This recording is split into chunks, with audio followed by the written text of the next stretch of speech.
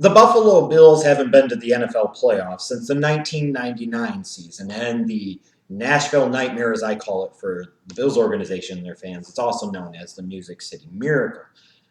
It's a reality that Bills fans live with every day, every year, and it's also a reality that the Bills organization lives with every day and every year, and frankly seems to embrace it because, hell, they're the ones that have created that situation to begin with.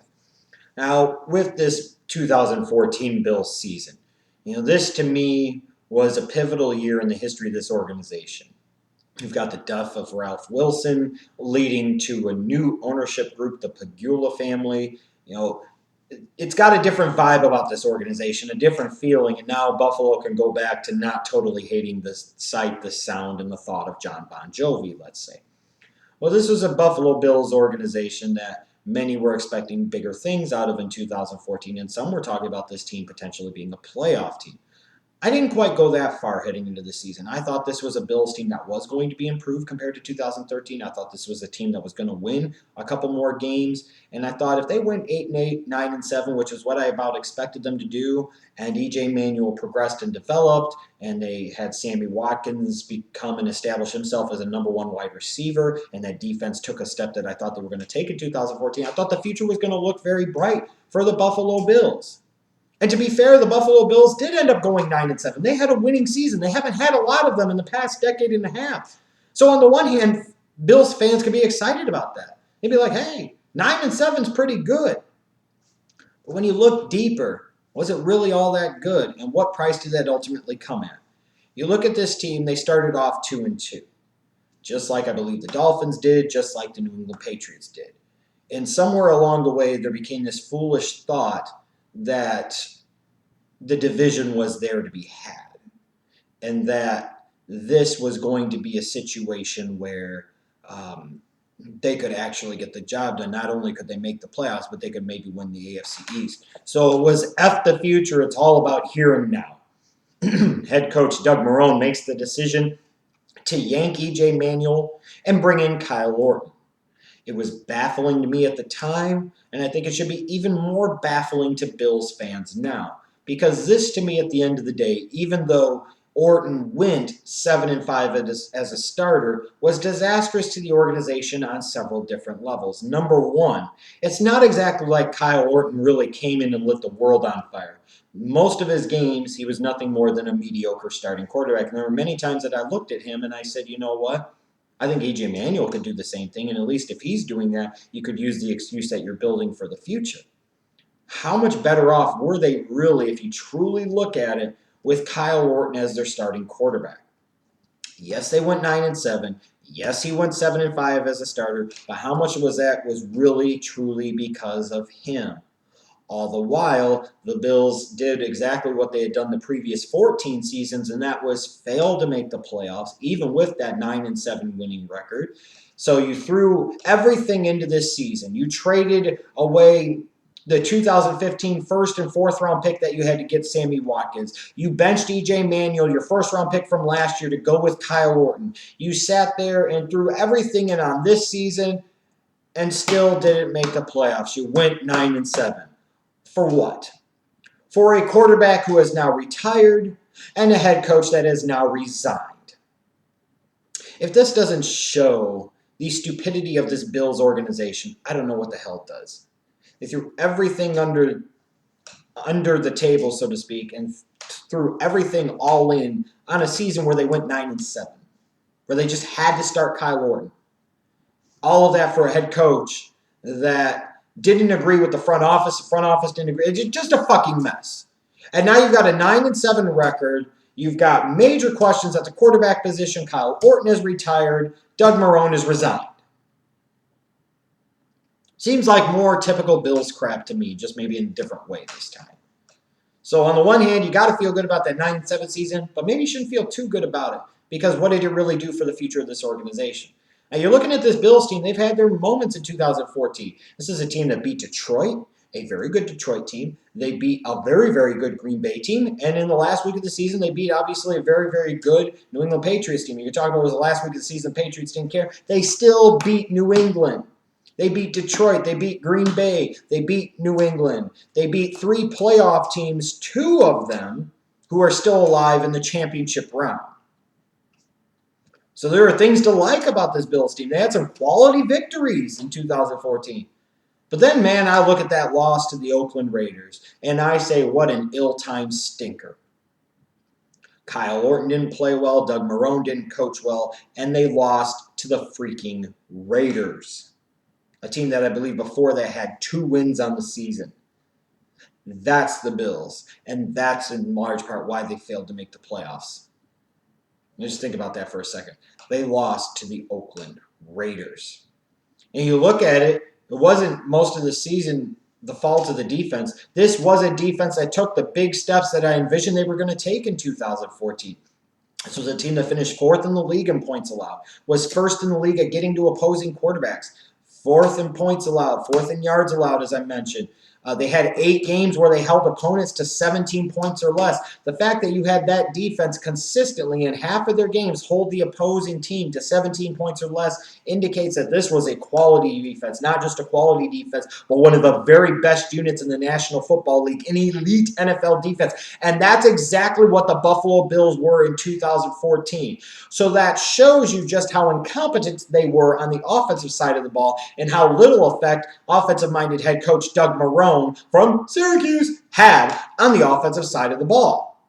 They got a combined 825 rushing yards out of Fred Jackson and C.J. Spiller. And we can talk about injuries and all of that, but the bottom line is a team that had an identity on offense that was supposed to be built on the running game didn't really have that in 2014. They had 0 receivers, finished with 1,000 yards for the year, and only had 1 in Sammy Watkins, who finished over 700, even though, to be fair, he got close to 1,000. Robert Woods was somewhere in the 6-something category. I think Fred Jackson and Scott Chandler were in the 400 or 500-yard range. I mean, this was supposed to be an offensive-minded guy. He threw E.J. Manuel under the bus to start Kyle Orton, and then the offense sucked. It was bad.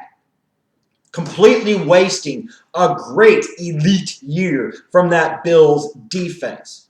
Frankly, Marrone resigned, but he should have been fired for this bum shit that he pulled in 2014.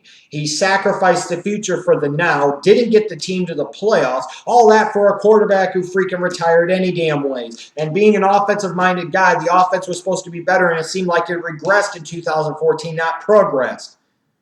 Bills fans are ecstatic that Marrone is gone. And for good reason, they should be. Because he was a bum, and he proved himself to be a bum in 2014. And that's for a Bills organization, mind you, that hasn't had a lot of winning seasons the past 15 years. It hasn't made the playoffs in 15 years. The Bills went 9-7, and I'm calling Doug Marrone a bum, and a lot of people are going to agree with me. That's how bad it was. So now the Buffalo Bills have decided, in their infinite wisdom, to go from one bum to an even more overrated bum in Rex Ryan. Look, I talked about this before in a video last week, about how I didn't see where this hiring made a lot of sense for the Buffalo Bills, and I don't think it made a lot of sense for Rex Ryan. I really don't. You were bringing in a defensive-minded head coach into a very Jets-like situation in many different ways. All the while, you have no answer at quarterback, no real prospects at quarterback, because you've pretty much ruined and thrown E.J. Manuel completely under the bus to a point where he may not recover from.